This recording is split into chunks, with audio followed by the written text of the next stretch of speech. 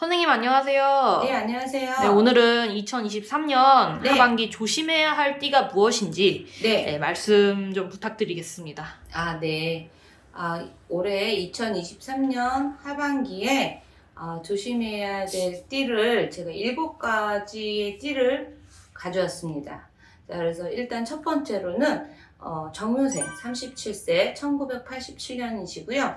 이분들은 일단 교통사고를 조금 조심하셔야 돼요. 하반기 들어오셔서. 그리고 믿었던 사람한테 좀 금전의 재물 같은 경우는 이렇게 빌려줬다가는 큰 손실, 또 큰 손해, 또 큰 손재를 보시기 때문에 조금 조심하셔야 되고요.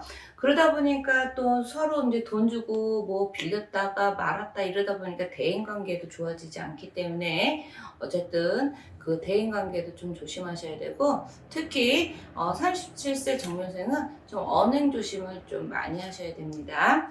그리고 이제 두 번째로는 92년생 임신생이죠. 32살. 이분들은 올해 하반기에 좀 좋은 일도 많고요. 상반기에도 이미 뭐 문서원이나 이런 좋은 일들은 많으셨는데, 또 하반기에 들어서도 당연히 좀 좋은 일은 있습니다. 하나, 문서원을, 이 하반기에 들어서서 문서원을 잡는 분들은 좀 조심하셔야 돼요.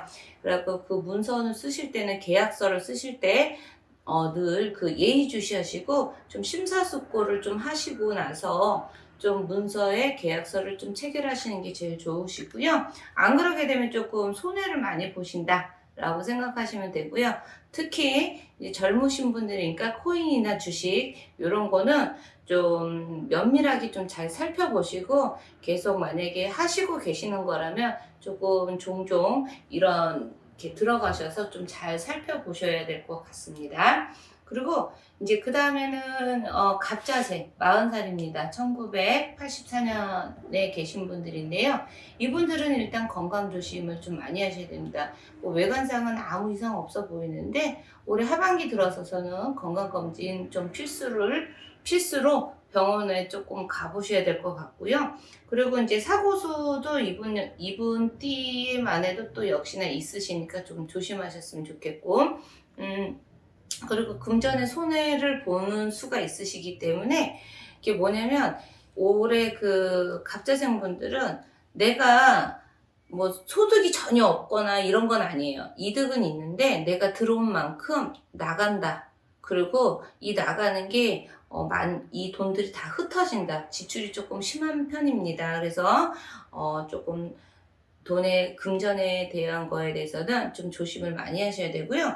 그리고 했는 분들 같은 경우는 투자 부분 같은 경우는 좀 늦어지게 해서 금전이 들어오기 때문에 좀 조심하시는 것도 좋고요. 근데 대신 또 이 갑자생에 계신 분들은 새로운 어떤 투자를 한다든지 어떤 새로운 거를 조금 뭐 승부수를 걸지 않고 하시는 게 제일 좋습니다. 그러니까 올해는 하반기에는 양보다 질로 승부수를 거는 게 제일 최고로 좋습니다.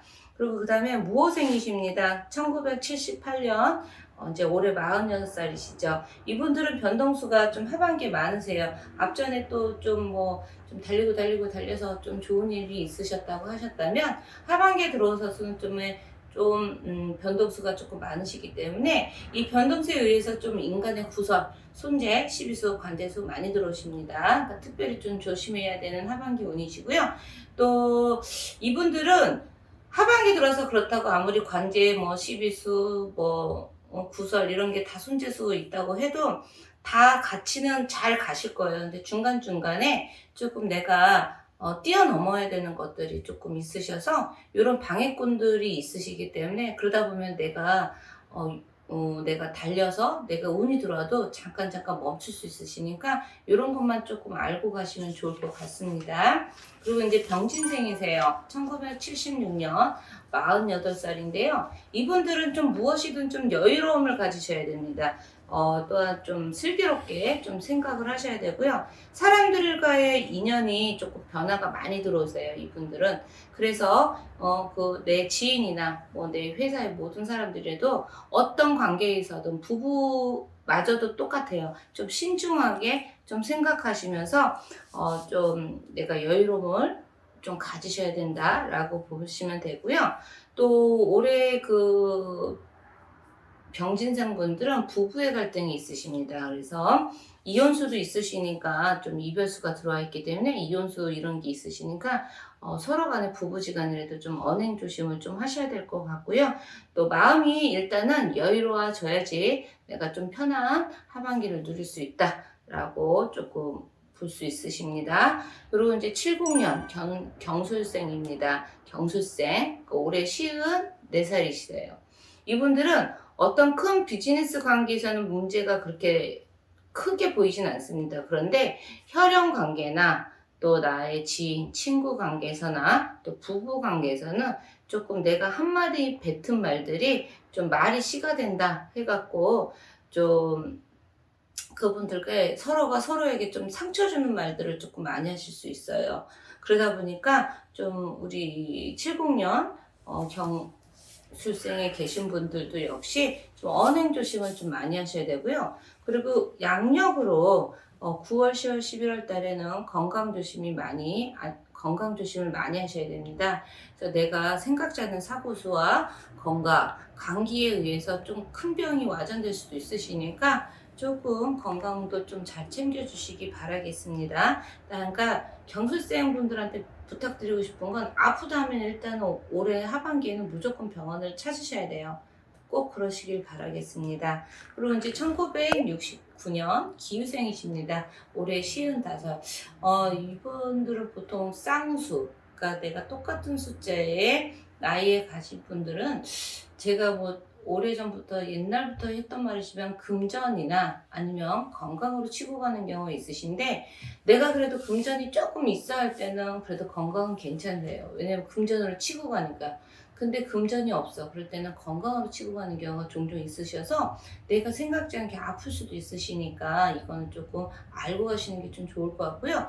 올해 69년 닭띠 기후생 분들이 뭐 아니면 도 이런 식이에요. 그래서 내가 현재 과거에 진행하고 있었던 것도 있으시다면 또 만약에 생각한 게 상반기에서 문제가 딱 결론을 내시지 마시고 결론이 안 난 게 있다면 이거를 딱 중간에 그만두시지 마시고 밀고 나가시는 형국으로 가셔야 됩니다.